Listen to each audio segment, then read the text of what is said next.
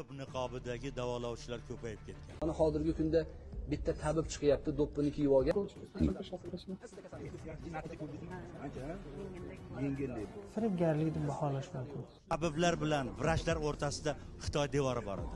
Guangzhou Medical of China mas'uli Tirnoq ichidagi tabiblar va klinikchilarga murojaat qilishmoqda. Shunchaki qo'li bilan og'riq.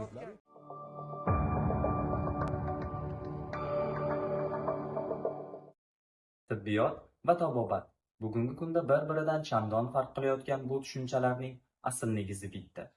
Uzoq o'tmish davomida yaxlit rivojlanib kelgan tib ilmi qayerda ikkiga ajraldi? Insonlar kimga ishonsin? Tabiblarmi yoki doktorlar? Men Otaqulov Abbos, bugun shu va shu kabi savollar haqida gaplashamiz. Assalomu alaykum.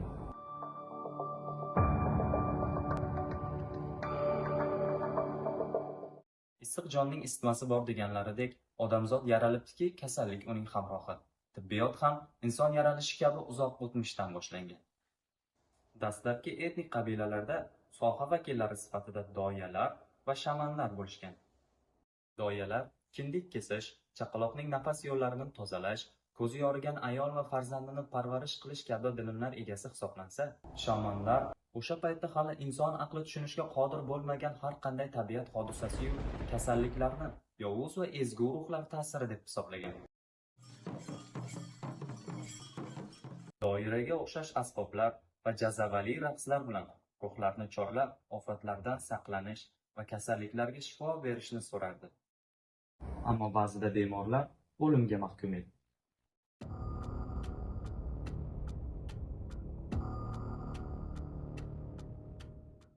Ommaga kelib Alloh bergan immunitet tufayli tirik qolgan taqdirda ham bu shamanlarning jodusini isbotlardi xolos. Shu yo'sinda sehr jodu kabi tushunchalar uzoq yillar davomida tibbiyotning rivojlanishiga to'sqinlik qilib keldi. Toki insoniyat ularni qo'lga o'rgatmaguniga qadar. Ular olov va chorvachilik edi. Olov issiqlik manbai sifatida qahraton sovuqdan himoyalanishga va go'sht mahsulotlarini pishirish orqali hayvonlardan yuquvchi har xil gelmitlar va kasalliklardan himoyalanishga yordam bergan bo'lsa, chorva mollaridan sut mahsulotlarini o'zlashtirish orqali organizmga kerakli bo'lgan vitaminlar, oqsil, uglegod, yog' va mineral moddalarga boy bo'lgan ozuqaga ega bo'lishdi. Shu ondan boshlab odamlar orasida kasallik va unga chalinishlar keskin kamaydi. Bu esa insonlarga kasallik ham, uning davosi ham iste'mol qilayotgan narsalari bilan bog'liqligini anglatardi. Hayvonlar ko'plab kasalliklar sababchisi bo'lishiga qaramasdan, o'zlari bunga juda ham chidamli edi. Insonlar uning sababi sifatida ular iste'mol qilayotgan giyohlar bilan bog'liq bo'lishi mumkin deb hisoblashadi va asta-sekinlik bilan buni bemorlarda sinab ko'ra boshlaydi. Aynan shu tabobatning dunyoga kelishi edi. Eramizdan avvalgi 3000 va 500-yillar oralig'ida vaziyat ancha murakkab edi. Tabobat yaxshigina bilimlar to'plagan bo'lishiga qaramasdan, yangi paydo bo'lgan dinlar va avloddan avlodga o'tib kelayotgan shamonlik hamon kasalliklarni sehr bilan tuzatishni da'vo qiladi. Eramizdan avvalgi 1550-yillarda Misrda Ebers Papuris, Mesopotamiyada Hammurapi qonunlari nomli eng qadimgi qo'lyozmalar o'sha davr tabobati haqida ma'lumot beradi.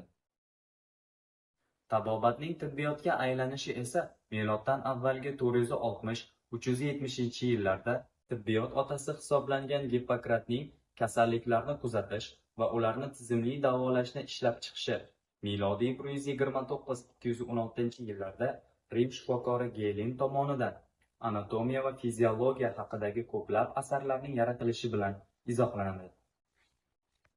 Ana endi asosiy qismga yetib keldik.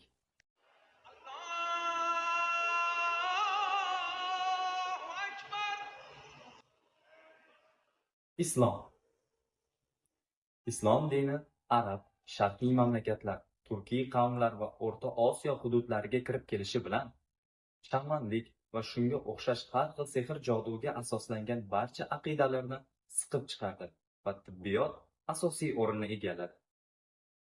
Meditsina so'zining o'zagi g'arb mamlakatlarida Avitsina nomi bilan mashhur asl buxorolik bo'lgan Abu Ali ibn Sino bu davrning yorqin namoyandasi. Odam faxrlanib ketadi shu gapni aytayotganda. Yana zo'r chiqdi. Olim, tabib va faylasuf sifatida fanga katta hissa qo'shgan. U 450 dan ortiq asarlar yozgan. Bizgacha esa 240 ga yaqin yetib kelgan xolos. Shunga qaramasdan, bugungi kunda ham u yig'gan ma'lumotlar tibbiyot va tabobat sohasida keng qo'llaniladi.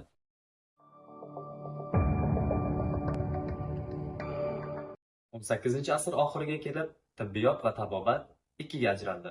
Buning sababi esa tibbiyot yangi metodikalarni o'zlashtirdi, tabobat esa an'analarga sodiq qolishni ma'qul ko'rdi.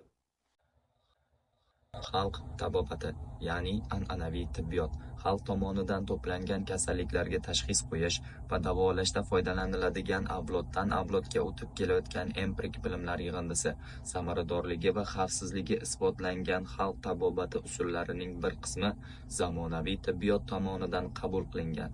Xalq tabobati sehr, ezoterizm va muqobil elementlarni ham o'z ichiga olishi mumkin. Uning tarkibiga ko'pincha samarasiz, hatto xavfli davolash usullari ham kirgan. Xalq tabobati atamasi bilan bir qatorda an'anaviy tibbiyot atamasi bilan bir xil ma'noda uchraydi. Xalq orasida tabobat tabiiyligi bilan o'rin tutsa, tibbiyot samaraliligi bilan e'tirof etiladi. Xo'sh, siz ulardan qaysi birini tanlagan bo'lardingiz? Izohlarda yozib qoldiring.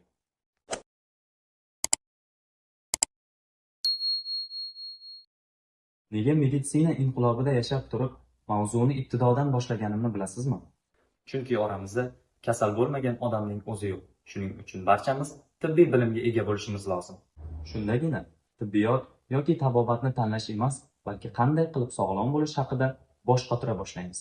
Zero avval ta'kidlaganimdek, kasallikni davolagandan uning oldini olgan afzal.